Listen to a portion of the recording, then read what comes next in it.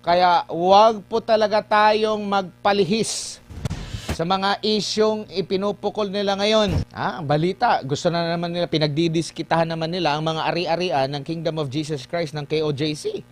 Biruin mo, bakit hindi nyo pagdiskitahan at hanapin with full force yung mga taong kurap? Makialam! Na daang-daang bilyong piso, laway lang atang puhunan dyan para makakurap. Yung iba pa nga, gusto mo ng project, ako bahala sa'yo. Gusto mo itong ganito?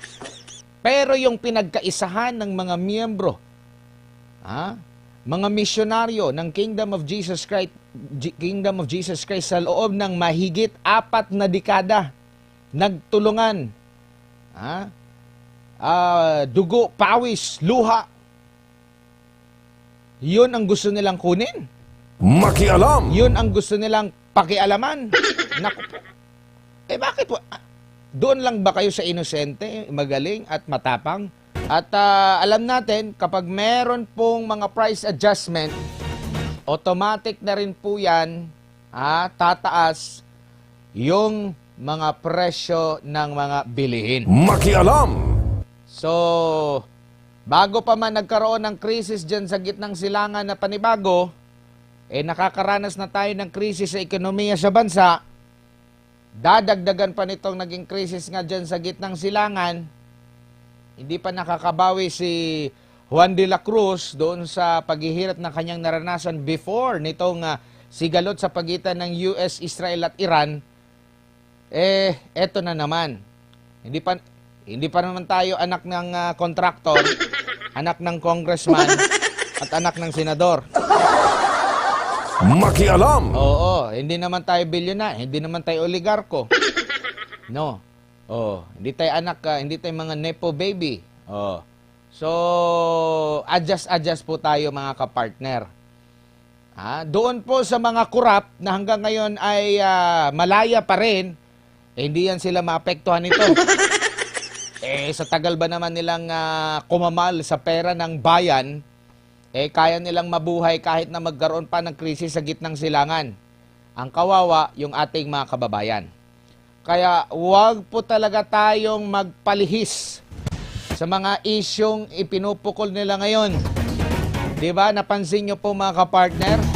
Bigla na lang nawala. Hindi po basta-basta yung mga ninakaw. Trilyong piso po yan. Pera ng taong bayan po yan mga kapartner. At ang problema pa, nalagay po sa alanganin ng buhay ng ating mga kababayan dahil yung kanilang mga ipinangako mga flood control project na sana'y magko-control sa baha, it's either substandard or wala talaga. Kaya nga, every panahon po na meron pong mga pag-ulan, mga pagbayo ng mga bagyo, nakita natin kung gaano kalala ang epekto ng korupsyon.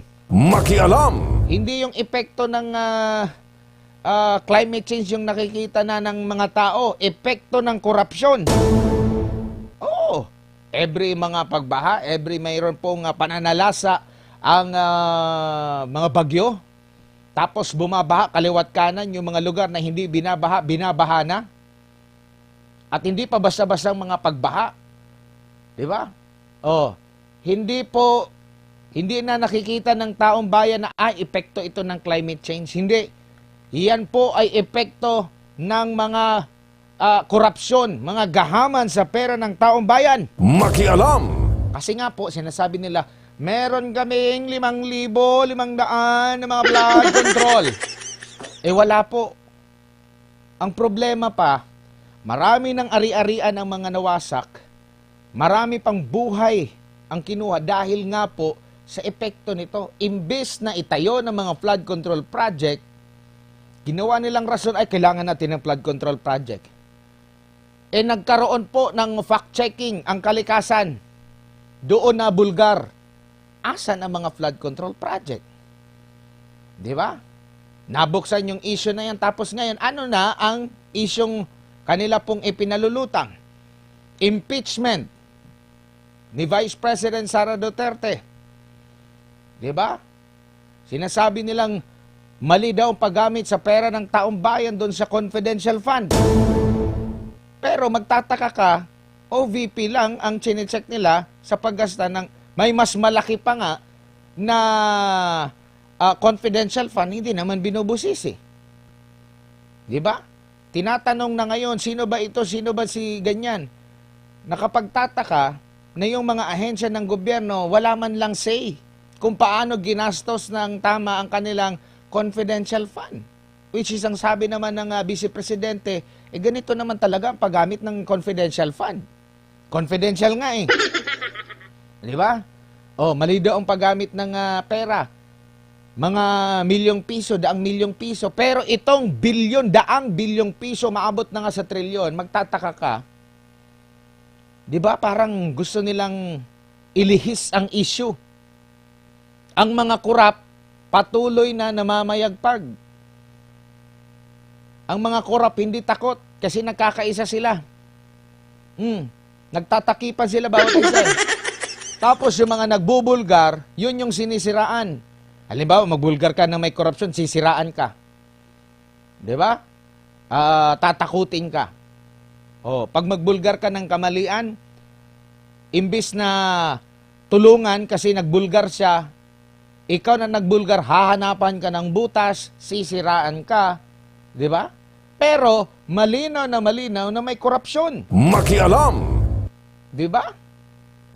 Naswertehan ba sila kasi padating na ang panahon ng tag-init? Naku po, hindi pa rin kasi ramdam ng ating mga kababayan ang epekto na walang kabuluhang pamamahala sa kanila. Napunta tayo sa issue na galing lang sa gasolina. Opo mga kapartner, napag-uusapan talaga natin na ito. Ngayon, gusto pa nila. Ang balita, gusto na naman nila, pinagdidiskitahan naman nila ang mga ari-arian ng Kingdom of Jesus Christ ng KOJC. Biruin mo, bakit hindi nyo pagdiskitahan at hanapin with full force yung mga taong kurap Makialam. na daang-daang bilyong piso, laway lang atang puhunan dyan para makakurap. Yung iba pa nga, gusto mo ng project, ako bahala sa'yo. Gusto mo itong ganito. Pero yung pinagkaisahan ng mga miyembro, mga misyonaryo ng Kingdom of Jesus Christ sa loob ng mahigit 4 na dekada, nagtulungan, dugo, pawis, luha. Yun ang gusto nilang kunin. Makialam. Yun ang gusto nilang pakialaman. Naku po. Bakit po? Doon lang ba kayo sa inosente, magaling at matapang? Pero doon, sa mga korap, na hindi na milyon ang ninanakaw, hindi lang tens of millions, hundreds of millions, billion, umaabot pa nga ng daang bilyong piso ang ninanakaw, mas malaki pa. Bakit hindi kayo full force? Kasi ba full force din yung pagnanakaw ninyo? Tanong lang naman. Makialam. Tanong lang naman yan mga kapartner ha.